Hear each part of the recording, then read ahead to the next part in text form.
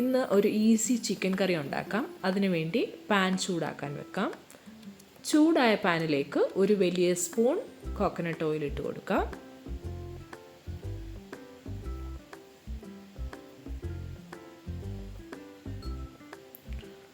എണ്ണ ചൂടായതിനു ശേഷം അതിലേക്ക് കറി ലീവ്സ് ഇട്ട് കൊടുക്കാം.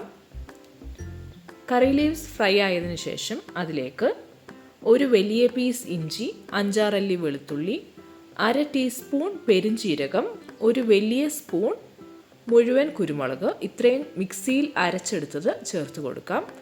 ഇതിനോട് കൂടെ തന്നെ 3 അരിഞ്ഞ പച്ചമുളകും കൂടെ ചേർത്ത് കൊടുക്കാം. ഇതെല്ലാം കൂടെ ഒന്ന് റോസ്റ്റ് ചെയ്തെടുക്കാം.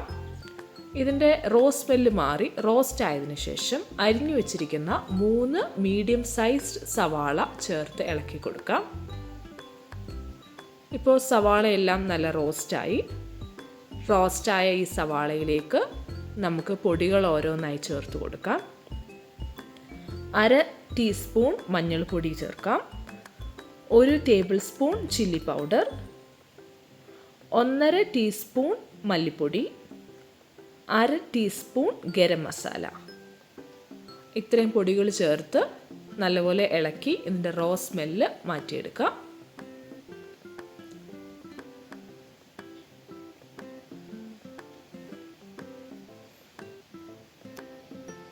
ഇപ്പോൾ നമ്മുടെ പൊടികളൊക്കെ നല്ലതായിട്ട് റോസ്റ്റ് ആയിട്ടുണ്ട്. ഇതിലേക്ക് ഇനി അരിഞ്ഞു വെച്ചിരിക്കുന്ന 2 മീഡിയം സൈസ്ഡ് ടൊമാറ്റോസ് ചേർത്ത് കൊടുക്കാം. ഇത് നല്ലപോലെ മിക്സ് ചെയ്ത് ഒന്ന് അടച്ചു വെച്ച് വേവിച്ചെടുക്കാം.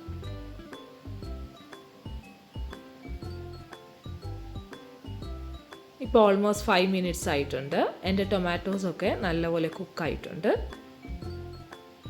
ഇത് കുറച്ച് നേരം കൂടെ ഒന്ന് കുക്ക് ചെയ്ത് ഒന്ന് എണ്ണ തെളിഞ്ഞ് വരുന്നിടം വരെ എടുക്കണം.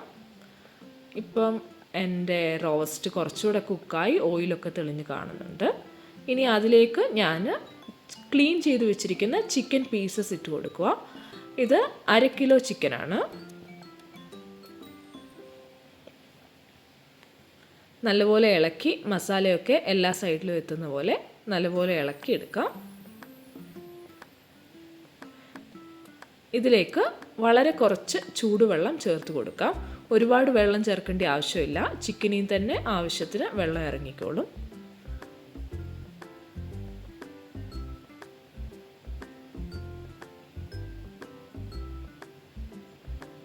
അടച്ചു വെച്ച് കുക്ക് ചെയ്യാം. ഇപ്പോൾ ഓൾമോസ്റ്റ് 5 മിനിറ്റ്സ് ആയിട്ടുണ്ട്. ചിക്കനിൽ നിന്ന് നല്ലപോലെ വെള്ളം ഇറങ്ങിയിട്ടുണ്ട്. ഇടയ്ക്കൊന്ന് ഇളക്കി കൊടുത്തിട്ട് വീണ്ടും അടച്ചു വെച്ച് വേവിക്കാം.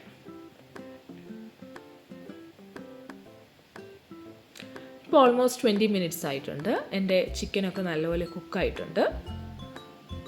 എത്രയും ഗ്രേവി വേണം എന്നതിന് ആവശ്യത്തിന് ചൂടുവെള്ളം ചേർത്ത് ഗ്രേവിയുടെ അളവ് കൂട്ടാം. എനിക്കിപ്പം ഈ ഒരു മീഡിയം ഗ്രേവി മതി. ഇപ്പം എൻ്റെ തിക്കായിട്ടുള്ള ഗ്രേവിയിൽ ഉള്ള ചിക്കൻ കറിയാണ്. ലാസ്റ്റിൽ ഫിനിഷിങ്ങിനായിട്ട് നമുക്ക് 1/2 ടീസ്പൂൺ ഗരം മസാല മുകളിലൊന്ന് തൂക്കി കൊടുക്കാം. എന്നിട്ട് മിക്സ് ചെയ്തെടുക്കാം. ഈ ചിക്കൻ കറി ഒരു ബ്രൗണിഷ് കളറാണ് ഗ്രേവിക്ക്. ഇവിടെ നമ്മുടെ ചിക്കൻ കറി റെഡി ആയിട്ടുണ്ട്. എല്ലാവരും ട്രൈ ചെയ്ത് നോക്കുക. Thank you.